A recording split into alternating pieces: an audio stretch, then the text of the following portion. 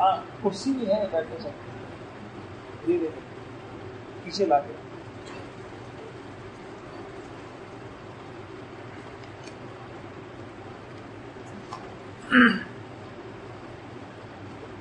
دیکھیں جی اتنا تفصیلی وقت تو نہیں ہے, اس میں جلدی جلدی سے, لیکن انتہائی اہم باتیں. یعنی آپ کہہ سکتے ہیں کہ یہ آج کی نشست میں یہ جو میں آپ کو بتا رہا ہوں بہت ساری حدیثیں, حضور صلی اللہ علیہ وسلم نے ہمیں روزے سے متعلق کیا کہا, تراویح سے متعلق کیا کہا, اور پھر روزے کے آداب کیا بتائے, کن چیزوں سے منع کیا, یہ ساری حدیثوں کا ایک نشست کے اندر آپ کو خلاصہ ہے. بہت ساری حدیثوں کا, اللہ کے نبی کے ارشادات کا, جو ہماری عبادتوں کو اچھا بنانے کے لیے ہے, تو یہ آ جائے گا. اس میں ہم انشاءاللہ یہ عنوانات ہیں. استقبال رمضان. رمضان ہم مسلمانوں کے لیے ایک مہمان ہے. ہر اچھا میزبان مہمان کا استقبال کرتا ہے, خاص طور سے وہ مہمان جو تھوڑی سی میزبانی کروا کے بہت کچھ میزبان کو دینے کے لیے آتا ہے. یہ عجیب مہمان ہے جو ہمیں دینے کے لیے آتا ہے, اس مہمان کا استقبال کیا جاتا ہے. رمضان بھی ایسا مہمان ہے جو تھوڑی سی عبادت کا وقت ہم سے لے کر ہمیں وہ کچھ دینے کے لیے آتا ہے جو 11 مہینوں میں بہت ساری محنت کر کے ہم نہیں کما سکتے. اب ہم رمضان کا استقبال کیسے کریں؟ استقبال رمضان کے عنوان کے تحت یہی بتائے گا. سب سے پہلے دیکھیں کہ خود حضور صلی اللہ علیہ وسلم استقبال رمضان سے متعلق فرمایا کرتے تھے. آپ دیکھیں کیا خطبہ ہے آپ کا, اے لوگوں تمہارے اوپر ایک مہینہ آ رہا ہے اور یہ بڑا مہینہ ہے, سایہ ڈالنے والا ہے, آنے والا ہے, برکتوں والا ہے. ایک رات اس میں ایسی ہے 1000 مہینوں سے بڑھ کر. 1000 مہینوں میں عبادت ہم کرتے رہیں اور ادھر ایک رات عبادت کریں تو وہ ایک رات بڑھ جائے. اللہ ہماری آنکھیں کھول دے دل کی, تو پھر ہمارے لیے واقعی ابھی سارا مسئلہ صرف یہ ہے کہ وہ چیزیں کیوں نہیں سمجھ میں آ رہی کہ ہمارا دل کی آنکھیں بیدار نہیں. اللہ تعالیٰ نے اس مہینے کے روزے فرض فرمائے, اس کی رات قیام تراویح کو ثواب کی چیز بنایا. جو شخص اس مہینے میں کسی نیکی کے ذریعے سے اللہ کا قرب حاصل کرے گا وہ ایسا ہے جیسے غیر رمضان میں فرض کر دے. آپ کو پتا ہے کہ فرائض نوافل فرائض کے برابر, ساری زندگی کے نوافل ایک فرض کے برابر.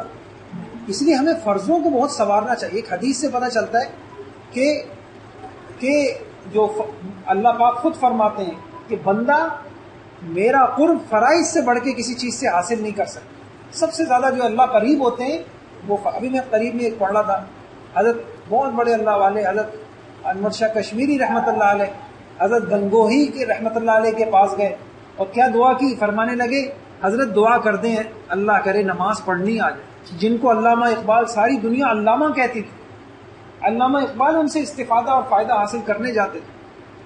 انور شاہ اور حافظہ, کیا اللہ نے علم کا, یعنی اس صدی کے انسان نے, وہ کیا کہہ رہے ہیں, دعا کریے نماز پڑھنا آ جائے. اس پہ حضرت گنگوئی رحمۃ اللہ نے فرمایا پھر رہ کیا گیا؟ کسی کو اللہ کے آگے کھڑا ہونا آ گیا تو اس کے بعد بچا کیا؟ تو بھائیوں فرائض, اللہ کرے کہ ہمیں اللہ کے آگے کھڑا ہونا آ جائے, یا کم سے کم اس کی فکر ہی لگ جائے. 3 قسم کے لوگ ہوتے ہیں جن کو دنیا ہی میں ان کی تربیت ہو جاتی ہے, وہ دل کی صفائی ہو جاتی. دوسرے وہ ہوتے ہیں کہ ہو تو نہیں پاتی لیکن وہ اسی کڑھن کے اندر ان کی زندگی گزر جاتی. اور تیسرے وہ ہوتے ہیں جو غافل ہوتے. تو 2 تک کا تو گزارا ہو جاتا ہے. پہلے کا تو ماشاءاللہ خوش نصیب, اور دوسرے بھی اللہ ان کی طلب کے اوپر فیصلہ کر دیں گے کہ ٹھیک ہے ہونا تو میری مرضی سے تھا, لیکن تم بے چین رہتے تھے, تم روتے رہتے تھے, تم دعائیں مانگتے رہتے تھے, تم اپنی نماز کے خشوع کے لیے بے چین رہتے تھے, تم روتے تھے, چلو میں نے تم کو خشوع والوں میں شمار کر. اور میرے بھائی جو تیسری قسم کے لوگ ہوتے ہیں, ساری زندگی کبھی یہ بے چین ہی نہیں لگی کہ اللہ کرے کہ مجھے سجدہ کرنا آ جائے, اللہ کرے کہ مجھے اللہ سے مانگنا آ جائے. یہ غافل لوگ بڑے خطرناک ہیں. جو شخص اس مہینے میں, اچھا یہ ہو گیا, یہ صبر کا مہینہ ہے, صبر کا مہینہ ہے بھائیوں. اب ہم گرمی کا رونا نہ روئیں, اس سے بھی ہمارے اجر میں کمی ہوتی. ابھی رمضان آیا نہیں, اس مرتبہ کا رمضان بڑا, اس مرتبہ کا رمضان, وہ بھائیوں کیا اللہ پہ احسان کر رہے ہیں ہم لوگ. تو یہ ذرا سا ہمیں اپنے بول, یعنی عبادت میں کوئی ایسی کیفیت نہیں ہونی چاہیے جس سے انسان کو یہ نظر آئے کہ یہ جو ہے نا اس کو ایک بوجھ محسوس ہو رہا ہے.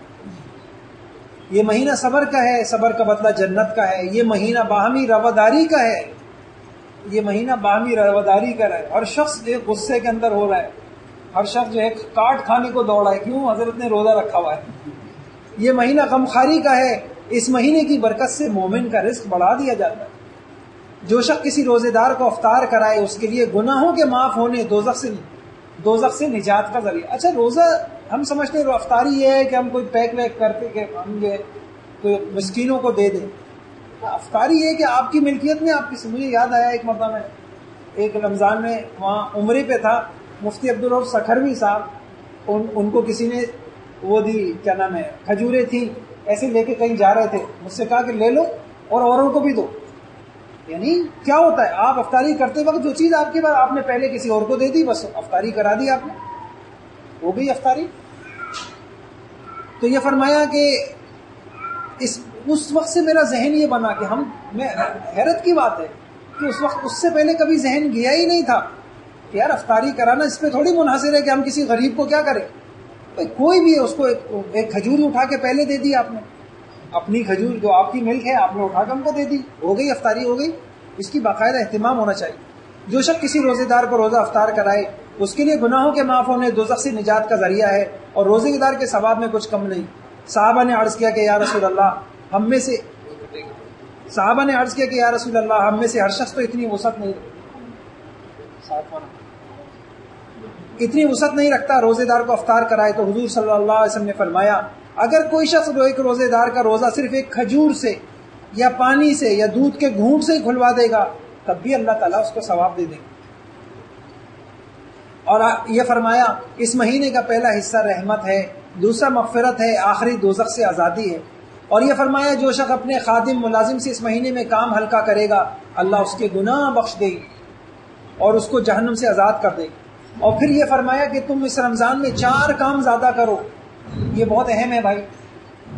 2 کاموں سے تم اپنے پروردگار کو راضی کرو، اور 2 کام ایسے ہیں جن سے تمہیں چھٹکارا نہیں۔ پہلی 2 چیزیں جن سے تم اپنے پروردگار کو راضی کرو وہ کلمہ طیبہ اور استغفار کی کثرت ہے، اور جن 2 باتوں کے بغیر تمہیں چارہ نہیں وہ جنت کی طلب اور دوزخ سے پناہ ہے۔ اچھا، علماء نے اس کو جمع کر دیا ایک کلمے میں، آتا ہے کسی کو؟ یہ اس کو دہرا لیں گے ہم تھوڑا سا، لا الہ الا اللہ، استغفر اللہ، اسألک الجنہ، واعوذ بک من النار۔ 4 باتیں آ گئی۔ اب یہ کلمہ جس کو یاد کر لے اور چلتا پھرتا، دکان میں کام کرتا ہوا، گھر میں بستر پہ لیٹے ہوئے بس یہ پڑھتا، یہ رمضان کا وظیفہ ہے جو اللہ کے نبی نے بتایا۔ لا الہ الا اللہ، استغفر اللہ، اسألک الجنہ، واعوذ بک من النار۔ ایک دوسرے کو سنا دے۔ اور بھائیوں ویسے عام زندگی میں عرض کروں نا، اس کلمے کو نہ چھوڑے آپ۔ یہ کلمہ ہے نا، یثبت اللہ الذین آمنوا بالقول الثابت فی الحیاۃ الدنیا وفی الآخرہ۔ بخاری شریف کی روایت ہے، خود قرآن کی آیت ہے، اس کلمے کے ذریعے سے اللہ دنیا میں بھی ثابت قدم رکھتے ہیں، وفی الآخرہ، اور آخرت میں بھی۔ حدیث میں آتا ہے کہ دنیا میں ثابت قدمی سے مراد یہ ہے کہ جو انشاءاللہ کثرت سے کلمہ پڑھے گا وہ فتنوں سے بچے گا، وہ بہکنے سے بچے گا، وہ بھٹکنے سے بچے گا، وہ حرام سے بچے گا انشاءاللہ۔ ایک بات اور، آخرت میں مراد قبر ہے۔ قبر میں جب منکر نکیر آئیں گے، جب سوال کریں گے، اس وقت اس آدمی کو ثابت قدمی ملے گی، اس کے منہ سے صحیح صحیح جواب نکلے گا۔ تو انشاءاللہ ایک معمول بنا لیں اپنا، روزانہ کم سے کم 100 مرتبہ استغفار کو اپنے اوپر، یہ کلمہ لا الہ الا اللہ اپنے اوپر لازم کر لیں، اوروں کو بھی بتائیں۔ اور فرمایا جو شخص روزے دار کو پانی پلائے گا اللہ اس کو میرے حوض کوثر سے ایسا پانی پلائیں گے کہ اس کے بعد جنت میں داخل ہونے تک پیاس نہیں لگے گی۔ ایک خطبے میں حضور نے یہ خود فرمایا، لوگوں رمضان آ گیا، بڑی برکت والا مہینہ ہے، اللہ نے اس میں اپنے خاص فضل و کرم سے تمہاری طرف متوجہ ہوتے ہیں، اپنی خاص رحمتیں نازل فرماتے ہیں، خطاؤں کو معاف کرتے ہیں، دعاؤں کو قبول کرتے ہیں۔ اس مہینے میں طاعات، حسنات، عبادت کی طرف تمہاری رغبت اور مسابقت کو دیکھتے ہیں، دوڑ لگی ہوئی ہو میں زیادہ قرآن پڑھوں گا، اور مسرت اور فخر کے ساتھ فرشتوں کو دکھاتے ہیں پس اے لوگوں ان مبارک دنوں میں اللہ کو اپنی طرف سے نیکیاں دکھاؤ، اور بلا شبہ بڑا بدنصیب ہے جو رحمتوں کے اس مہینے میں بھی اللہ کی رحمت سے محروم ہو گئے۔ پھر رمضان میں روزے پہ کیا فضائل ملتے ہیں، روزے دار کی منہ کی بو سے، منہ بھوک کی وجہ سے جو ہوتی ہے اللہ کے نزدیک مجھ سے زیادہ پسندیدہ، روزے دار کے لیے دریا کی مچھلیاں دعائیں مغفرت کرتی ہیں، جنت ہر روز ان کے لیے سجائی جاتی ہے، اس مبارک مہینے میں سرکش شیاطین قید کر دیے جاتے ہیں، رمضان کی آخری رات میں روزے داروں کے لیے مغفرت کی جاتی ہے۔ کچھ پتہ کتنے لوگ ہوں گے، اچھا آپ میں سے کوئی بتائے گا آپ کے کس کے ذہن میں ہے فلاں تھے اب نہیں، بتائیں جی، ہر ایک بتائے، آپ شروع ہو جائیں، کچھ تھے قریبی رشتہ داروں میں تھے، قریبی رشتہ داروں میں تھے ہیں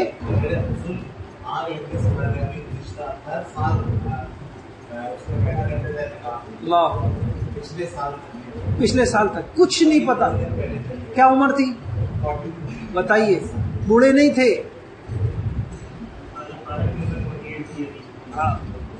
اور بتائیں گے، اور بتائیں 40 سال کے، جی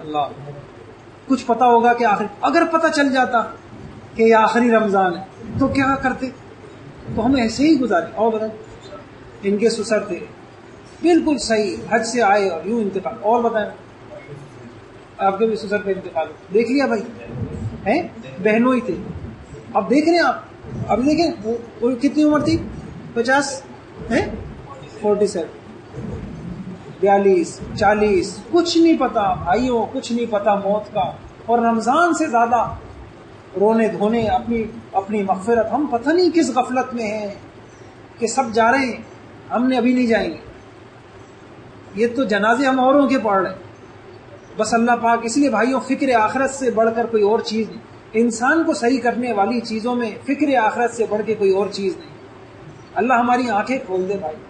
آپ کی بھی تو اہلیہ کا کیسا انتقال ہوا ہے، ان کی اہلیہ حج پہ گئی اور وہاں پہ انتقال ہوا،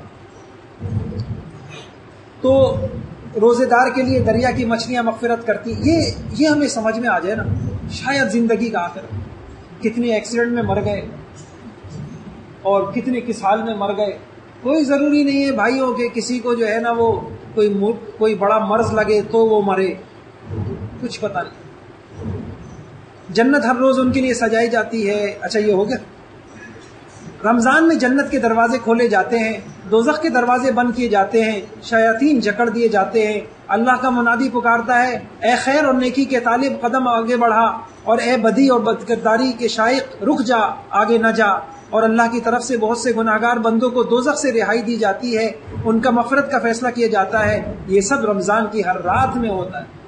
وہ راتیں بازاروں کے لیے نہیں ہے بھائیوں، بازاروں پہ تو زندگیاں گزر گئی، وہ راتیں گھروں میں گپ شپ کے لیے نہیں ہیں، وہ راتیں سجدوں کی راتیں ہیں، وہ راتیں مناجاتوں کی راتیں ہیں، وہ راتیں قرآن کی تھی۔ آپ یقین جانیے ایسے خوش نصیب ہیں، اللہ کی قسم، آج بھی پورے ہر رمضان کے ایک قرآن پڑھتے،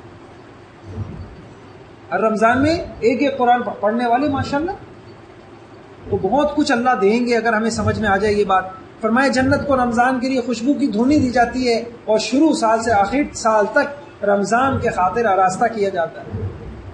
ایک کام تو یہ ہو گیا کہ ہمیں کیا کرنا ہے، اس احساس کو بڑھانا ہے کہ شاید یہ زندگی کا آخری رمضان ہو، یہ اس کا استقبال ہے، حضور کا اس خطبے سے کیسے شوق دلایا جا رہا ہے۔ دوسرا یہ دعا ہے اللہم بارک لنا فی رجب و شعبان و بلغنا رمضان، آپ کی تمنا ہے کہ یہ رمضان اور مل جائے، یہ رمضان اور مل جائے۔ تیسرا یہ ماشاءاللہ سیکھنا تھا وہ آپ نے سیکھ لیا، الحمدللہ، اللہ کا احسان ہوا۔ چوتھا عمل، یہ بہت قیمتی بات میں آپ کو بتا رہا ہوں، فضائل اعمال ہے، ہر مسجد میں اس کی تعلیم ہوتی ہے، اس کو انشاءاللہ جو پورے رمضان پڑھتا رہے گا تو دیکھیں وہ جذبہ اس کا بیدار رہے گا، ورنہ آپ نے دیکھا ہوگا ہوتا کیا ہے، رمضان کا شروع آیا، مسجدیں بھر گئیں، شوق ولولہ، اور آہستہ آہستہ وہ وجہ کیا ہوتی ہے اس کی وجہ ایک شوق تھا، انتظار تھا، اس کے بعد نا جو یہ سنتے نہیں ہیں یہ چیزیں، اس لیے آپ سے گزارش ہے کہ جو مختلف مسجدوں سے آئے ہیں آپ کی مسجدوں میں کس وقت تعلیم؟ ہماری مسجد میں کس وقت ہوتی ہے؟ عصر کے. آپ لوگوں کی مساجد میں عشاء کے بعد، تراویح کے بعد، رمضان میں تراویح کے بعد. تو وہ جو تعلیم ہوتی ہے نا، تو تھوڑی دیر اس میں بیٹھ جائیں. اور اچھا، آپ لوگوں کے پاس ہے یہ فضائل اعمال گھروں میں ہے؟ بس گھروں کے اندر بچوں کو بٹھا کے تھوڑا سا یہ حدیثیں پڑھ لیں. رمضان کے لیے اپنے آپ کو فارغ کرنا. 11 مہینے دنیا کے کام کاج کے لیے، اب رمضان کے 1 مہینے کے لیے بہتر ہے کہ اپنے آپ کو مکمل فارغ کر لیں. دفتر سے، ملازمت سے 1 مہینے کے لیے چھٹی لے لیں. نہیں تو کم سے کم کاموں کو کم کر لیں. کم نہیں کر سکتے مؤخر کر لیں. ہمارے عجیب معاملہ ہے. عید کی تیاری ابھی بھی تو ہو سکتی ہے. ضروری ہے کہ عید کی تیاری کے لیے شب قدر کی راتوں کو برباد کیا جائے. اللہ کے واسطے اپنے گھر کی خواتین پہ رحم بھی کریں، ان کو سمجھائیں، اور جو تیاری ابھی کر سکتے ہیں ابھی کر لیں. جو چیزیں آپ مؤخر کر سکتے ہیں وہ شوال میں کر لیں، عید کے بعد کر لیں. بہرحال انسان اگر چاہے تو یہ سب کچھ ہو سکتا ہے. خواتین سے متعلق یہ ہے، وہ عید کے لیے گھروں کو صفائی کرتی ہیں، ستھرائی کرتی ہیں. بہت اچھا ہے اگر تفصیلی صفائی ابھی کر لیں، اور جو پھر اس کے بعد جو ہے رمضان میں اتنا زیادہ وہ کرنا نہیں پڑے گا. کھانے پکانے سے متعلق بھی خواتین جانتی ہیں، بہت کچھ کر سکتی ہیں کہ فریز کر کے رکھ سکتی ہیں تاکہ جلدی رمضان میں زیادہ کام نہ کرنے پڑیں. اچھا، یہ ایک اہم بات ہے جو ہم سے بڑی کوتاہی ہوتی ہے کہ تراویح کے لیے ایسے امام کا انتخاب کیا جائے جو قرآن کو صحیح پڑھے، تجوید سے پڑھے، صحیح پڑھے. ایسا نہ ہو کہ بس ہم صرف، آپ یقین جانیں جلدی تراویح ختم کر لیں گے تو کتنے منٹ کا فرق آتا ہے؟ آپ بتائیے ذرا، کتنے منٹ ہے؟ بہت زیادہ نہیں، آدھا گھنٹہ کا. 10 سے 15 منٹ کی وجہ سے اپنا رمضان برباد کر دیں. کوئی اجر نہیں ملتا، سچ بتاؤں آپ. ہاں، وہ جلدی پڑھو. آپ ہم پڑھیں تو صحیح.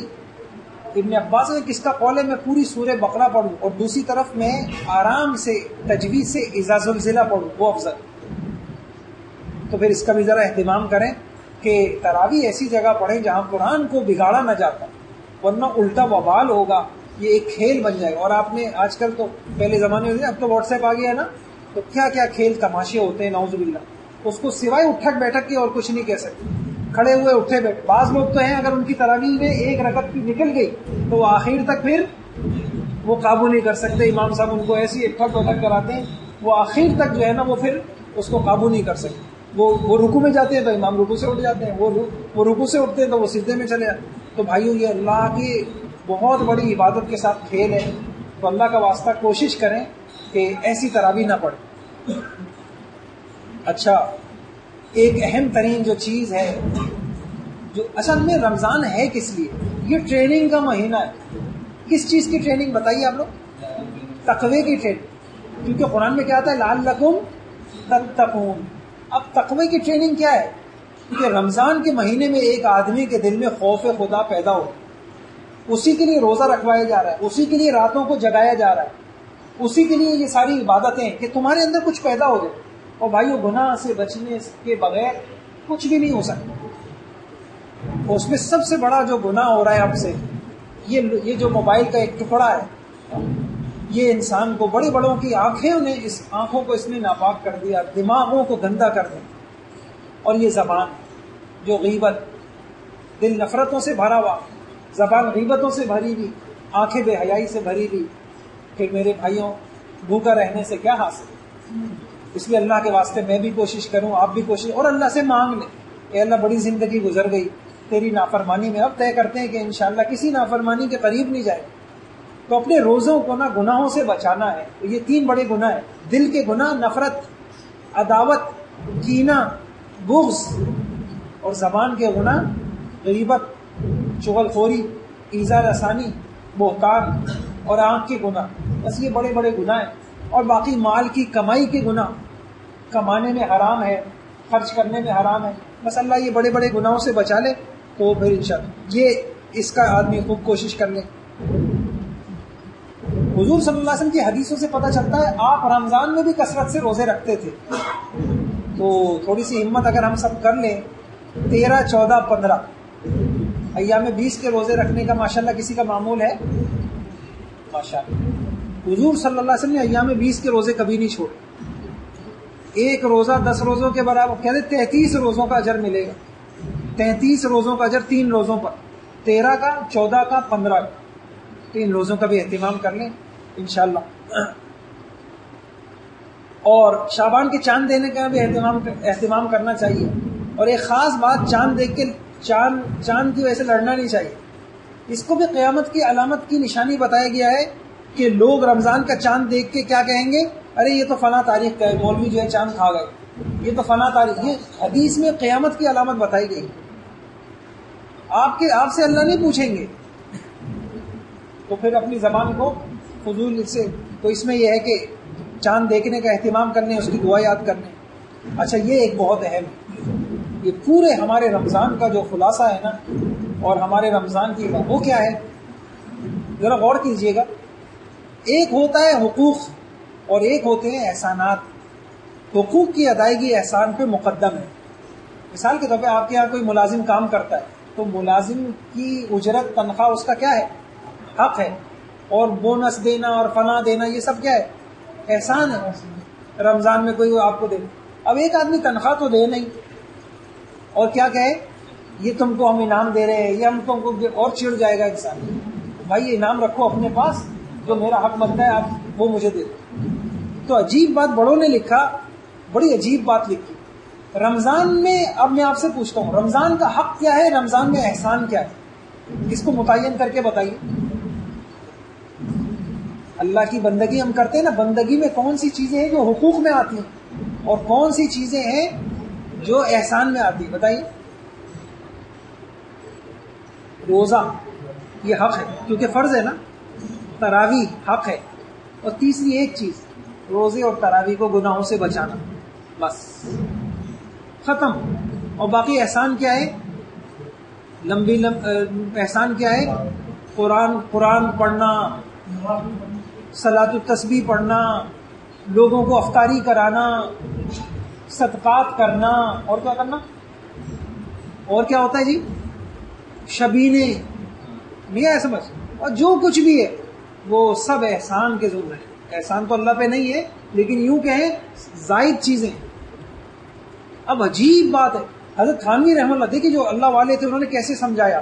انہوں نے کہا اللہ کے واسطے گناہ سے بچو، روزہ رکھو، تراویح پڑھو، پھر پورا دن سو جاؤ، ایک پارہ چھوڑو، ایک صفحہ بھی نہ پڑھو. تمہارا رمضان اس شخص سے 1000 گنا بہتر ہے جو 10 قرآن پڑھ لیے، میں نے 6 قرآن پڑھ لیے، ساتھ میں ماں کو بھی ستا رہا ہے، اور ساتھ میں بیوی کو بھی تنگ کر رہا ہے، ساتھ میں غیبت بھی ہو رہی ہے، ساتھ میں آنکھوں کا گناہ بھی ہو رہا ہے. عجیب بات لکھی. اور اس کی عجیب انہوں نے مثال دی. مہمان آیا تمہارے گھر میں، تم نے دسترخوان پہ اچار بھی رکھ دیا، چٹنی بھی رکھ دی، مربے بھی رکھ دیے، اور نہ روٹی رکھی نہ سالن رکھا. تو حضرت نے کہا، وہ یہ کہے گا کہ یہ تو سب لگانے کی چیزیں ہیں، کھانے کی چیزیں کا ہے، میں کس سے، یہ تو سب کیا ہے، لوازمات ہیں. یہی نہیں ہمارا معاملہ اپنے اللہ کے ساتھ ایسا ہے، جو کرنے کے کام ہیں، جن پہ زور دینا ہے وہ ہم اس لیے ہماری تربیت نہیں ہو رہی. روزے، گرمیوں کے روزے ہم کو بدل نہیں رہے. صلاۃ التسبیح سے نہیں بدلتا آدمی. میں اس کی نفی نہیں کر رہا، میں یہ کہہ رہا ہوں کہ زور کہاں دینا ہے، اہمیت کن کو دینی ہے، اس کو ذرا سا یہ دیکھ لیں. یہ بہت اہم بات ہے، اللہ کرے یہ سمجھ میں آ جائے. تمام گناہوں کو چھوڑنا، دن کے مراد، یہ ساری بات آ گئی. اس کی حضرت نے مثال بھی دی. اس کی مثال ایسے ہے جیسے مہمان کے سامنے ساری لگانے کی چیزیں رکھ دیں اور کھانے کی کوئی چیز نہیں. اچھا، یہ ساری بات آگے. تہجد ہے، چاشت ہے، وظیفے ہے، لیکن غیبتیں بھی. اچھا، یہ حدیث سنیں. ایک شخص حضرت عبداللہ ابن عباس ان کے پاس آئے، بتائیے ایک شخص عمل کم کرتا ہے، زیادہ تر فرائض واجبات پہ اکتفا کرتا ہے، ایسا شخص آپ کو زیادہ پسند ہے یا آپ کو وہ زیادہ پسند ہے جس کی نفلی عبادتیں زیادہ ہیں اور گناہ بھی زیادہ ہے؟ حضرت نے فرمایا، گناہوں سے حفاظت کے برابر میں کسی چیز کو نہیں سمجھتا. گناہ سے بچنا، اس کے برابر کوئی نیکی ہو ہی نہیں سکتی.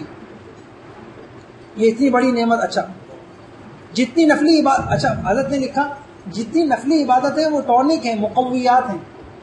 انسان جو ہے وہ جو ہے یہ لکھا کہ ایک شخص ٹونک بھی خوب کھائے اور زہر بھی کھائے تو نتیجہ کیا نکل؟ تو نفلیں بھی پڑھ رہے ہیں گناہ بھی کر رہے ہیں، نفلیں بھی کر رہے ہیں گناہ بھی کر رہے ہیں، اثرات گناہ کے ہی ہوں گے۔ اگر رمضان سلامتی والا گزر گیا تو انشاءاللہ سارا سال سلامتی والا گزرے گا۔ 12 یہ ایک بات ختم ہو گئی کہ ہمیں رمضان کا استقبال کیسے کرنا ہے۔ حضور کا خطبہ پڑھ لیا، فضائل کا استحضار کر لیا، وہ دعائیں سن لی، مسائل سیکھ لیے، گناہوں سے بچنے کے لیے لاہ عمل بنا لیا۔ پہلے عشرے میں ہمیں یہ 11 اعمال لکھے ہوئے، یہ سارے وہ عمل ہیں جو حدیث میں آئے۔ غور کریے گا، پہلے عشرے کے اعمال، پہلا عشرہ رحمت ہے، اور قرآن میں آتا ہے ان رحمت اللہ قریب من المحسنین۔ رحمت کس کو ملتی ہے؟ نیک لوگوں کو ملتی ہے۔ نیک کیسے بنیں گے؟ اب سن لیجئے، سب سے پہلا عمل روزہ ہے۔ روزے کی فضائل ہیں، روزہ نہ رکھنے پر کچھ وعیدیں ہیں، اس کو دیکھ لیں آپ لوگ۔ روزہ اللہ، اچھا اسی طریقے سے یہ مختلف احادیث ہیں، میں جلدی جلدی ختم کرنے کی کوشش کر رہا ہوں۔ احادیث میں روزے کے بڑے فضائل آئے ہیں، روزہ میرے لیے ہے، اور اسی طریقے سے فضائل انشاءاللہ آپ پڑھتے بھی رہیں گے۔ اچھا یہ حدیث بڑی خطرناک ہے، جبرائیل علیہ السلام نے بد دعا دی، ہلاک ہو جائے جس نے رمضان کا مہینہ پایا اور پھر بھی اس کی مغفرت نہیں۔ اللہ ہم سب کی حفاظت فرمائے۔ روزے کے حقوق، اچھا بہت ساری حدیثیں ہیں۔ اچھا ذرا ایک بات غور سے سنیے، میں نے آپ کو کیا کہا؟ اللہ کو صرف بھوکا رہنا مطلوب نہیں۔ 4-5 حدیثیں ذرا آپ ان پہ غور کریے گا۔ ایک حدیث یہ ہے، یہ جبرائیل علیہ السلام والی حدیث ہے۔ دوسری حدیث یہ ہے کہ بہت سے روزے دار ایسے ہیں ان کو سوائے بھوکا رہنے کے کچھ نہیں ملتا۔ اس سے پتہ چلا خالی اللہ کو بھوکا رہنا مطلوب نہیں ہے، کچھ اور بھی مطلوب ہے۔ تیسری حدیث یہ ہے کہ روزہ ڈھال ہے جب تک کہ اس کو پھاڑ نہ دیا جائے۔ معلوم ہوا کہ روزہ جہنم سے کس بچائے گا، لیکن ہر روزہ نہیں بچائے گا، پھٹا ہوا روزہ نہیں بچائے گا۔ اور فرمایا کہ جو شخص روزے میں باطل بولنا، برا کام نہ چھوڑے، اللہ کو اس کی کوئی حاجت نہیں، اللہ کو اس کا روزہ نہیں چاہیے۔ ان 4-5 حدیثوں سے یہ پتہ چلا کہ روزے میں اصل چیز مطلوب کھانے پینا چھوڑنے کے ساتھ کیا ہے؟ گناہوں سے بچنا۔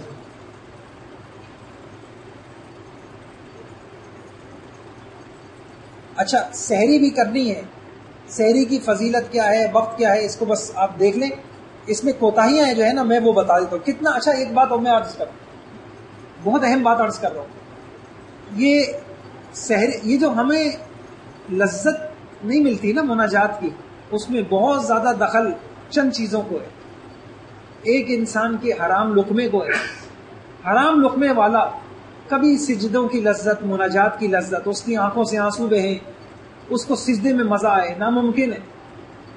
نمبر 2، گناہ کوئی بھی، خاص طور سے بے حیائی کے گناہ سے جب دل سخت ہو جاتا ہے، پھر یہ 1000 مرتبہ بھی کلمہ پڑھے گا نا، اس کو وہ خصوصی اللہ کی لذت، اللہ کا قرب محسوس نہیں کر پائے۔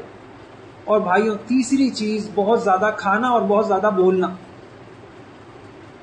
چاہے حلال ہی کھائے، اس سے بھی دل سخت ہو جاتا ہے۔ ہمیں روزوں کی جو ہمارے لیے جو رمضان میں عبادتیں بھاری ہیں نا، وہ ہمارے سموسوں نے اور ہمارے پکوڑوں نے ہم سے، زبان کی چٹخارا تو مل گیا لیکن کیا چیز محروم ہو گئی؟ وہ افطاری اور سحری کے وقت رونا دھونا، وہ مصلی کی طرف قدم کا بڑھنا، اور رمضان میں وہ مسجد کی طرف دوڑ دوڑ کے آنا، اور نمازوں میں دل کا لگنا۔ ایک زبان کے چٹخارے نے ہم سے یہ چیزیں لے۔ اگر کوئی ہمت والا اس مرتبہ کر کے دیکھے، وہ غذائیں جو معدے میں بھاری ہوتی ہیں اس کو چھوڑ کے دیکھے،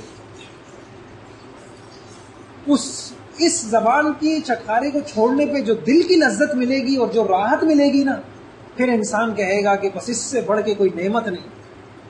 آج میرے بھائیوں سب کچھ ہے، اگر میں اور آپ کسی چیز سے محروم ہیں نا، وہ خصوصی جو سکون اور سکینہ اور ہوتی ہے جو انسان کے دل پہ، آج میں اور آپ ہمارے پاس یہ دولت نہیں۔ تو انشاءاللہ اس کی کوشش کریں۔ اس کے اوپر بہت کچھ لکھا ہے امام غزالی رحمۃ اللہ علیہ نے، نہ اتنا کم کھاؤ کہ دن بھر کھڑا بھی نہ ہو سکو، کمزوری رہے، نہ اتنا زیادہ کھاؤ کہ ایک صاحب آئے ایک مرتبہ مجھ سے کہنے لگے، میں امام صاحب ہمارے سجدہ بہت لمبا کرتے ہیں۔ میں نے کہا کیا ہوا؟ کہا مجھے الٹی ہو جاتی۔ میں نے کہا اس میں بھی امام صاحب کا قصور ہے، آپ کم کھاؤ بھائی۔ یقین جانے وہ اتنا گرم تھے اور اتنا غصے تھے کہ جب میں سجدے میں جاتا ہوں تو وہ اتنا لمبا سجدہ کرتے ہیں مجھے الٹی ہو جاتی۔ یہ ہے یا نہیں؟ اللہ میری آپ کی حفاظت کرے کہ بھائیوں یہ ہے سحری میں، یہ بھی سحری کی بڑی کوتاہیاں ہے. سحری کھائی سو گئے، سحری نہیں کھائی، یہ سب روزے. اچھا اسی طریقے سے رمضان میں یہ فضول گوئی، اس سے بھی روزہ خراب ہوتا ہے. افطاری ہے، افطاری میں جلدی کرنا چاہیے. جلدی کا یہ مطلب نہیں ہے کہ جلدی جلدی سب کھا لینا چاہیے، جلدی کا مطلب وقت کے اعتبار سے جلدی کرنا چاہیے. اور کس چیز سے افطاری کرنا چاہیے؟ کھجور سے کرے، پانی سے کر لے، کتنا کھانا چاہیے وہی بات آ گئی. اور میرے بھائی ایک بات میں عرض کروں کہ آپ یقین جانیں اگر زندگی میں اچھی گزارنی ہے نا، اللہ کی قسم کھا کے کہہ رہا ہوں، اللہ کے گھر میں بیٹھا ہوں، تو یہ ہاتھ پھیلانا سیکھ لیں اللہ کے آگے. اور خاص طور سے ان اوقات میں جن اوقات میں خود اللہ دینے کے لیے تیار ہے. یہ جو زندگی کی مشکلات ہیں نا، یہ کیوں ہیں کہ ہم نے راتوں کو اٹھنا چھوڑ دیا اور ہم نے دن میں اللہ سے مانگنا چھوڑ دیا. ہم کوئی دن یہ ڈرتے رہے، اتنا شر ہے بھائی. آپ لوگوں نے ابھی دیکھا کوئی ایک اسپتال کا چکر لگا لے، کیسے کیسے مریض ہیں، کیسے کیسے کرب میں مبتلا ہیں، کیسی کیسی پریشانیوں میں. آپ یقین، عورتوں کے مسئلے الگ، گھر کے جھگڑوں کے مسئلے الگ، بیماریوں کے مسئلے الگ، معاشی مسئلے الگ، جیلوں میں چلے جائیں تو مسئلے الگ. کتنی دنیا کے اندر مسائل ہیں. عاملوں کے پاس وہاں دیکھو، وہاں جادو اور جنات، اس کے مسئلے الگ. شر ہی شر ہے، شر ہی شر ہے. کس کی زندگی اچھی گزرے گی؟ اس کی اچھی گزرے گی جو اللہ سے بھیک مانگ مانگ کے چلے گا. بھائیوں بھیک مانگ. اور ہم سے کیا ہو رہا ہے کوتاہیاں. وہ قیمتی اوقات جس میں اللہ کی رحمت جوش میں ہوتی ہے، مانگو کیا مانگتے ہو. ہم ان قیمتی اوقاتوں میں یا سوئے ہوئے ہوتے ہیں یا ہم لوگ کیا ہوتے ہیں. اب آپ دیکھیے افطاری کا وقت، اللہ اکبر، اللہ کی رحمت کا دریا جوش میں ہوتا ہے، اور ہمارے یہاں لائنیں لگی ہوئی ہوتی ہیں. کہاں؟ پکوڑے کی لائن، سموسے کی لائن میں. اور وہاں جھگڑا ہو رہا تھا کہ پہلے مجھے دو اور پہلے مجھے دو. کیا ہی اچھا ہو جائے. اور آپ یقین جانیں وہی بات، ایک چٹخارے بھائی ساری زندگی سموسے پکوڑے تو کھاتے رہے اور عورتوں کو مصروف کر دیا کہاں؟ کچن کے اندر. پھر ہماری نسلیں کہاں سے ملیں گی؟ پھر ہماری مشکلیں کہاں سے آسان ہوں گی؟ ہماری پریشانیاں کیسے دور ہوں گی؟ اور آپ سچ میں بتاؤں، ایک عجیب بات آپ کو بتاؤں، کسی اللہ والے نے بڑی عجیب بات کہی. جس کو اللہ نوازنا چاہتے ہیں نا، اس کو دعا کی توفیق دیتے ہیں. جس کو محروم کرنا چاہتے ہیں، اس کو دعا سے محروم کرتے ہیں. یہ ممکن نہیں ہے کوئی مانگنے والا ہو اور محروم ہو جائے. اگر کسی کو توفیق مل رہی ہے نا مانگنے کی، تو سمجھ جائے وہ دینا چاہ رہا ہے. اور کسی کو عین دعا کے وقت میں اگر کوئی پکوڑے اور سموسوں کی لائنوں میں لگا ہوا ہے، عین دعا کے وقت میں اس کی توجہ دعاؤں میں ہے ہی نہیں، وہ دسترخوان پہ بیٹھ کے یہ دیکھ رہا ہے، ادھر اسے وہ چیز آگے کر لی ہے اور وہ چیز، اور وہ اپنی پلیٹ سب بنانے میں لگا ہوا ہے. اس کا مطلب ہے اس کو اللہ دینا ہی نہیں چاہتا. تو اپنی عورتوں کے ساتھ بھی رحم کریں. ان کو کچن کے اندر یہ بھی پکانا یہ پکانا اس میں لگا دیا ہم نے، اور اپنے آپ کو وہاں لگا دیا. اور تو اس میں بہترین میں عرض کروں کہ رمضان میں نا عصر سے مغرب تک کا اعتکاف کر، بہت کچھ اللہ دے، بہت کچھ اللہ دے. کیونکہ یہ جو ہماری جلد بازی کی نمازیں ہوتی ہیں نا، ابھی آئے فوراً جانا ہے، فوراً جانے کی جو سوچ ہوتی ہے نا، اس میں ہماری نمازوں کو، دعاؤں کو، سب کو خراب کر. جب عصر میں یہ کہہ کے آئیں گے کہ نہیں یہیں رہنا ہے، اب دل لگے گا ذکر میں، اب دل لگے گا قرآن کی تلاوت میں، کیونکہ طے کر کے آئیں کہ جانا ہی نہیں. اسی وجہ سے اعتکاف بڑی عبادت ہے، اس سے انسان کی نمازیں سنورتی ہیں اس سے. تو انشاءاللہ اس مرتبہ نیت کرتے ہیں نا انشاءاللہ، اور مانگے پورے سال کا مانگ لیں، پھر مزے کریں پورے سال. آپ مجھے بتائیں، یقین جانیں ابھی ہم اگر ہر ایک کھنگالنا چاہے تو ایسا محسوس ہو رہا ہے کہ بس سب سے زیادہ مسائل تو میرے. کیسے کیسے ذہنی، جسمانی، گھریلو، خاندانی، معاشی، مالی، کیسے کیسے مسائل ہیں. تو دنیا کے، آخرت کے، ہر چیز اللہ سے مانگنی ہے.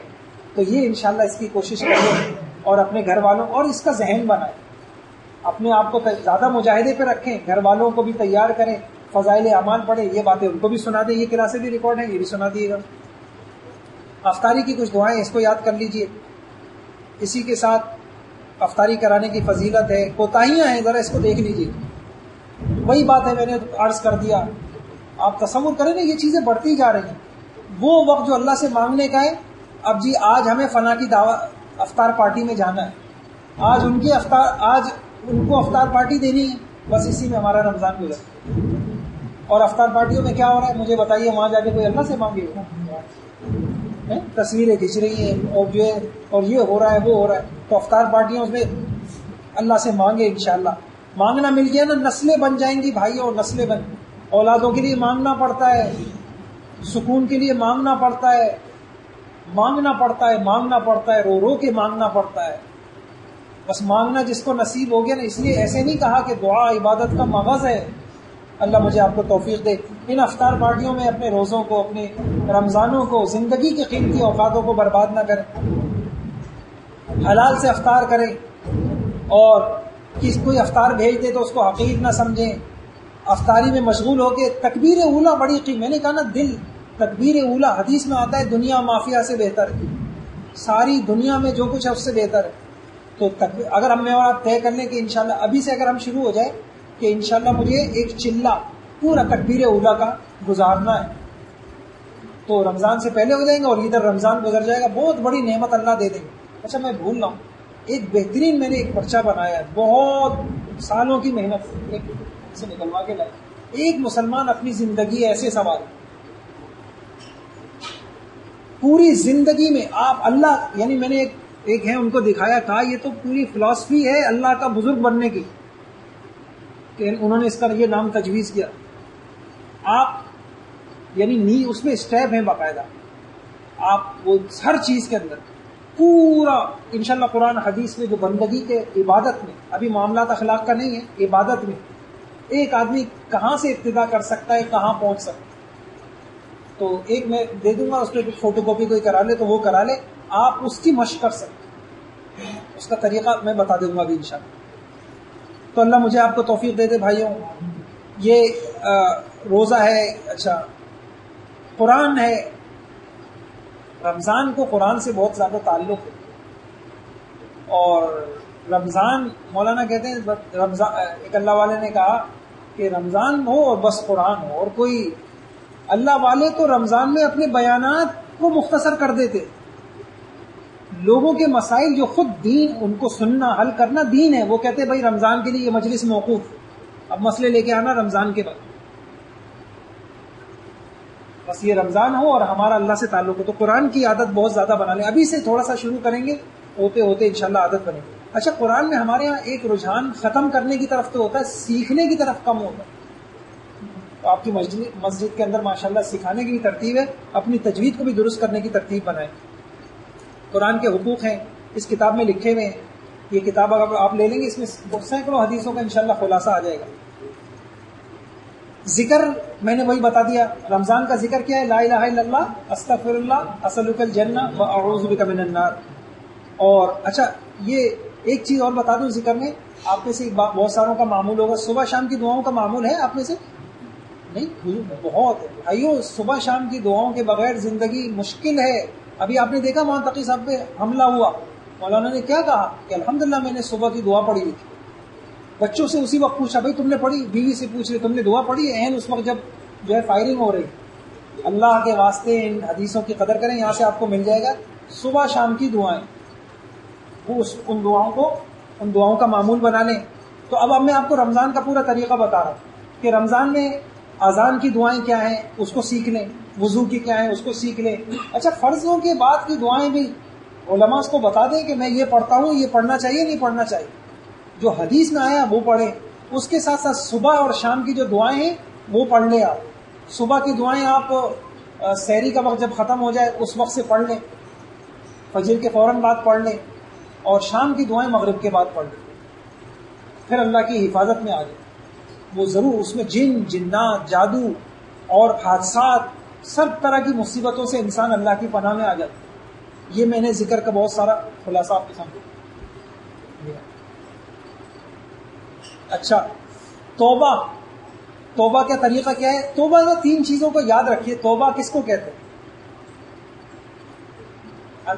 توبہ کہتے ہیں جس گناہ میں انسان مبتلا ہے اس میں سے اپنے آپ کو نکالے, 1, آئندہ اس گناہ میں نہ جانے کا عزم کرے, 2, اور تیسری چیز ندامت, اس کو اپنے اس پچھلے کیے پر ندامت ہو. یہ 3 چیزوں سے توبہ بند. تو ہم اپنے گناہوں سے عزم کریں کہ انشاءاللہ یہ توبہ کریں. دعائیں، یہ اس کتاب میں ایک صفحے میں 20 حدیثیں دعاؤں سے متعلق اس کا خلاصہ آ گیا. ذرا آپ دیکھیے، غور کریے گا اس میں. بلکہ میں نے اس مرتبہ ایک نئے انداز سے میں آپ سے پوچھتا ہوں، کیا حدیث کی روح سے آپ مجھے بتائیے اللہ سے کیا مانگنا چاہیے، کیا نہیں مانگنا چاہیے. کیا لکھا بھائی؟ دینی ضرورت بھی اللہ سے مانگو. اے اللہ میں نیک بننا چاہتا ہوں، میں نمازوں میں خشوع چاہتا ہوں، میں ایمان میں کمال چاہتا ہوں، میں تقوی میں کمال چاہتا ہوں، میں اپنے اخلاق کا سنوارنا چاہتا ہوں. یا اللہ میں ذکر چاہتا ہوں، میں جو ہے مناجات کی لذت چاہتا ہوں. یا اللہ میں سجدوں کی لذت چاہتا ہوں. یا اللہ میں قرآن کا شوق چاہتا ہوں. دینی ضرورت، دنیاوی ضرورت بھی اللہ سے مانگ. خواہشات نہ مانگے آدمی. بڑی چیز جو مانگنے کی میں آپ کو بتاؤں، یہ دعا یاد کر لیں. اللہم انی اسألک تمام العافیہ واسألک دوام العافیہ واسألک الشکر علی العافیہ واسألک الغنی. عجیب بات ہے، مجھے خیال آیا جامع دعائیں حضور کی ایسی ہیں کہ الفاظ تھوڑے اور اس میں دنیا آخرت کی ساری خیریں آ گئی. وہ مانگے اللہ سے. جامع دعائیں کون سی ہیں آپ کو معلوم ہے؟ بتائیں. وہ دعائیں قرآن و حدیث کی جس میں تھوڑے لفظوں میں سب کچھ آ گیا، وہ مانگنی چاہیے. وہ کیا ہے کوئی بتا دے؟ ربنا آتنا فی الدنیا حسنہ وفی الآخرۃ حسنہ وقنا عذاب النار. اس کو ضرور مانگیں. اور یہ کہتے ہیں کہ حضور صلی اللہ علیہ وسلم کی 63 سالہ زندگی کا خلاصہ اس دعا میں آ گیا. اللہم انا نسألک یا اسألک من خیر ما سألک منہ عبدک و نبیک محمد صلی اللہ علیہ وسلم. آتی ہے کسی کو؟ کس کو آتی ہے؟ ہاتھ کھڑا کرے. اوفو، یہ دعا نہیں آتی بہت. یعنی یہ دعا تو کوئی دعا ہماری اس دعا سے خالی نہ ہو. اے اللہ جو کچھ خیریں حضور نے مانگی وہ ساری خیریں میں مانگ. وَنَعُوذُ بِكَ مِن شَرِّ مَا اسْتَعَاذَكَ مِنْهُ عَبْدُكَ وَنَبِيُّكَ محمد صلی اللہ علیہ وسلم. اے اللہ جس شر سے حضور صلی اللہ علیہ وسلم نے پناہ مانگی، ہر اس شر سے میں پناہ مانگ. کچھ بچا؟ 2 دعائیں ہو گئی. اور بتائیں کوئی؟ میرے بھائیوں، اللہ کی قسم کھا کے کہہ رہا ہوں، ابھی تک ہم نے نہ اپنے آپ کو پہچانا نہ اپنے اللہ کو پہچانا. جو اپنے آپ کو پہچانے گا نا وہ سب سے زیادہ اپنے آپ کو دعاؤں کا محتاج پائے گا. نہیں ہو سکتا کچھ. ابھی کل یہ جمعے میں ایک صاحب مجھے ملے، وہ کہنے لگے کہ جو کام کرتا ہوں پریشانی ہوتی ہے. فلاں کام سیکھا، جب فلاں کو پارٹنر بنایا اس نے دھوکہ دے دیا، فلاں کیا. میں نے ان سے ایک بات پوچھی، میں نے کہا استخارہ کر کے کیا تھا؟ میں نے کہا یہ پھر آئندہ بھی ہوتا رہے گا آپ کے ساتھ. استخارہ کیا ہے؟ دعا ہے. اے اللہ میں آپ سے رہنمائی لوں گا پھر میں کام کروں گا. آپ یقین جانیے کتنی نسلیں بگڑ گئی اس لیے کہ والدین نے استخارے کے بغیر ان کو ایسے اسکولوں میں داخل کر. کاش کہ وہ اللہ سے رہنمائی لے لیتے، یا اللہ یہاں پڑھاؤ نہیں پڑھاؤ، نسلیں برباد نہیں ہوتی. کتنی اولادیں بگڑ گئیں. یہ جتنے کاروبار ہوتے ہیں، میں تو پورا معاشی نظام کو اگر میں آپ سے عرض کروں نا، آسان حل 5 چیزیں ہیں. 5 چیزیں: اللہ سے رہنمائی لیں، مدد لیں، پناہ لیں. 3 چیزیں ہو گئی. اور پھر تدبیر کو اختیار کریں اللہ پہ بھروسہ کرتے ہوئے، جو نتیجہ نکلے اس پہ صبر کریں یا شکر کریں. یہ پورا وہ میں نے نسخہ ادا کر. تو بھائیو یہ جامع دعائیں ہیں نا، آپ اس کو سیکھ لیں. رمضان میں علماء سے ربط ہو، ان سے کہیں بھائی ہم نے اس طرح سے سنا تھا، ہمیں کچھ جامع دعائیں. اچھا میں ایک بتا دیتا ہوں، یہ معارف الحدیث، یہ ایک رونا یہ بھی ہے کہ ہمارے گھروں میں لائبریری نہیں ہوتی. معارف الحدیث ایک کتاب ہے، اس میں جو دعاؤں کا باب ہے اس میں لکھا ہوا ہے، آپ نے پڑھی ہے نا، جامع دعائیں. او ہو، آپ وہ پڑھ لیں، ایک ایک کر کے وہ دعائیں یاد کر لیں. بچوں کو یاد کرائیں کہ بیٹا زندگی تو یہ جامع دعائیں مانگے. عافیت کی دعائیں آتی ہیں بھائی؟ کسی کو عافیت کی دعائیں آتی ہیں؟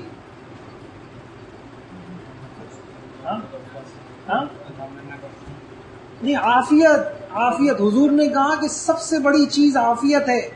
ہم اللہ سے کوٹھی مانگتے ہیں، ہم اللہ سے امتحان میں کامیابی مانگتے ہیں. ہم سمجھ نہیں، ہماری حیثیت بچوں جیسے دماغ کی ہے. ہم حضور والی سوچ نہیں رکھتے، حضور والی گہرائی نہیں رکھتے. اصل چیز عافیت ہے. اصل چیز کیا ہے؟ ہم کہتے ہیں یا اللہ باہر کا ویزا لگ جائے، یا اللہ فلاں جاب لگ جائے. کیا مانگنا ہے اللہ سے؟ عافیت ہو تو دے دے، ورنہ نہیں چاہیے. عافیت کی دعا بھائی بتا دیں. میں ایک دعا یاد کرا دیتا ہوں یار، بڑی عجیب دعا ہے. ہاں نہیں.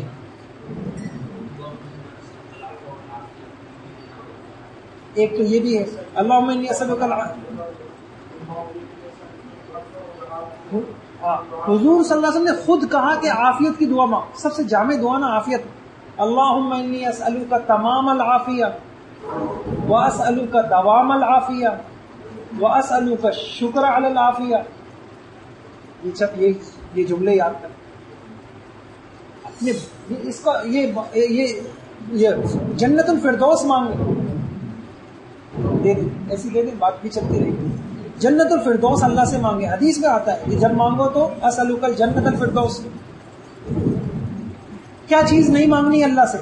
یہ حدیثوں کے خلاصے ہیں. محال چیز نہیں مانگنی ہے. کوئی بوڑھا کہے کہ اللہ میں پھر سے جوان ہو جاؤں. گناہ کی اور قطع رحمی کی دعائیں نہیں مانگنی. ایک بات پہ بڑی ہنسی آئی. بہت سال پہلے ایک صاحب ہمارے دور کے خاندان میں گھر کی کسی بڑی بوڑھی سے پوچھنے لگے وہ اوپر کی کمائی کی بھی کوئی دعا ہوتی ہے؟ اور کہا ہاں بیٹا ضرور ہوگی. ایسے کیسے ہو سکتا ہے نا, اوپر کی کمائی سمجھتے نا. تو انہوں نے کہا جب سب چیزوں کی دعائیں ہیں تو اس کی بھی ہوگی. انہوں نے کہا ہاں بیٹا ضرور ہوگی. تو محال اور یہ بہت بڑا گناہ ہے. موت کی دعا نہ مانگے. بعض اوقات ایسے مصیبت موت کو اتنا ہلکا لے لیتے. موت اگر اللہ راضی نہ ہو تو اللہ کی قسم دنیا کے سارے انسانوں کے سارے مسائل جمع کرے جائیں, موت کی مصیبت ساری مصیبتوں سے بڑی مصیبت ہے. اور دنیا کی ساری راحتوں کو جمع کیا جائے اگر اللہ راضی ہے تو موت کی راحت سے بڑی کوئی راحت نہیں. ہم نے پہچانا نہیں. اولاد کے لیے بد دعا نہیں مانگے بھائی. یہ چیزیں حدیث سے پتہ چلتا ہے نہیں مانگے. کیسے مانگنا چاہیے یہ ذرا غور سے سنیے گا. اخلاص سے مانگے, قبولیت کے یقین کے ساتھ مانگے, دل کی گہرائی سے مانگے. اچھا یہ جو ہم کر رہے ہوتے نا, یہ جو دعا مانگ رہی ہیں ادھر بھی دیکھ رہے ہیں اس کو جواب بھی دے رہے ہیں, یہ دعا قبول ہوتی نہیں. حدیث میں غافل دل کی دعا اللہ قبول ہی نہیں کرتا. پورا دھیان. اچھا عجیب بات ہے, میں آپ سے یعنی اصل میں یہ کچھ کیفیات ہوتی ہیں جو اللہ والوں کو نصیب ہوتی ہیں, پھر وہ اس کو تحریر میں لاتے ہیں. حضرت تھانوی رحمۃ اللہ علیہ نے دعا کے متعلق جو لکھا, میں ایک جملہ آپ سے عرض کرتا ہوں انشاءاللہ آپ کو. ایک تو نا دعا آرڈر کا نام نہیں ہے, اللہ یوں کر دے یوں نہ کر یوں نہ کر دے. جیسے باتیں کرتے ہیں نا اللہ سے, بس جس خوش نصیب کو دعا میں یہ چیز نصیب ہو گئی اللہ سے باتیں کرنا آگے, بس اس کی دنیا بھی سنور گئی آخرت بھی سنور. ایک بات. اور دوسری بات یہ ہے کہ آپ, میں اکثر یہ مثال دیتا ہوں, جب آپ آفس میں چھٹی لیتے تو صرف یوں کہتے ہیں کہ مجھے ایک دن کی چھٹی چاہیے, چھٹی دے دیں. نہیں, آپ قائل کرنے کی کوشش. یہ دو جملے میرے یاد رکھیے گا. کیا کرنے کی کوشش کرتے ہیں؟ قائل کرنے کی کوشش. پورا زور لگاتے ہیں درخواست میں کہ کسی طریقے سے ان کو سمجھ میں آ جائے کہ یہ چیز میری ضرورت ہے. اللہ کو بھی یہی پسند ہے کہ بندہ زور لگائے. یہ دو باتیں آپ یاد رکھیے گا. اور اگر اور دوسری بات, تیسری بات یہ یاد رکھیے گا, دعا کوئی فلسفہ نہیں ہے, یہ مانگنے سے ہی آئے گا. جیسے گاڑی چلا چلا کے ہاتھ صاف ہوتا ہے, کھانا پکا پکا کے ہاتھ صاف ہوتا ہے, تو دعا بھی مانگ مانگ کے آپ کبھی کبھی محسوس کریں گے کہ ایک دم آپ کے دل میں کوئی ایسی دعا آئی ہے جو اس سے پہلے آپ کے خواب و خیال میں نہیں. جب آپ کو یہ ہونے لگ جائے نا تو بس سمجھ جائیں کہ بس اب اس نے اوپر سے فیصلہ کر دیا ہے دینے کا. چلتے پھرتے بھی اللہ سے مانگے, لیکن ہاتھ اٹھا کے, لیکن دن میں ایک وقت ضرور ہو جس میں پوری توجہ کے ساتھ, پوری یکسوئی کے ساتھ اور اپنا سارا دکھڑا اللہ کو سنائے. یہ بڑے مسائل کا حل ہے, شارٹ کٹ حل. ہم پتہ نہیں کس کس کے در پہ جا رہے ہیں. دعا مانگے اللہ سے, اللہ سے باتیں کریں. تو تین باتیں میں نے کیا کہیں. نمبر ایک, دعاؤں میں کیا کریں, اللہ سے باتیں کریں, ٹھیک ہے. دوسری بات کیا کہی ہے, اللہ کو قائل, صرف ضرورت نہیں بتائیں, ضرورت کا کیا کریں. کوئی اس کی مثال دے گا, کوئی اس کی مثال دے تاکہ بات واضح ہو جائے. ایک نہیں, دعا میں ایک بدو آیا حضور پاک صلی اللہ علیہ وسلم کے روزے پہ, بدو دیہاتی, اور آگے کیا کہنے لگا, آ کے کیا کہنے لگا؟ آ کے کہنے لگا اے اللہ میں تیرا بندہ ہوں، تو میرا رب ہے، تو اگر مجھے معاف کر دے گا تو میرا کام بن جائے گا، تیرا نبی کی آنکھیں ٹھنڈی ہو جائیں گی، تیرا دشمن برباد ہو جائے گا، اور اگر تو نے مجھے معاف نہیں کرے گا تو تیرے نبی کو بھی اذیت ہوگی، تیرا بندہ مشکل میں آ جائے گا۔ یہ کہا بس چلا گیا۔ بڑے عالم کھڑے ہوئے تھے، کہا کہ کیا دعا تو نے مانگی ہے، تیری دعا تو اللہ نے قبول کی۔ سمجھ رہے نا؟ اب اس کو مانگنا تھا مغفرت، کس پیارے انداز سے اس نے اپنے اللہ سے مغفرت مانگی۔ میں قسم کھا کے کہہ رہا ہوں اگر مجھے اور آپ کو یہ چیز نصیب ہو جائے نا اپنے اللہ سے، اس میں پھر خود محسوس کریں گے کہ ہم اللہ کے قریب ہوئے۔ اچھا آپ کچھ کہہ رہے تھے؟ ہاں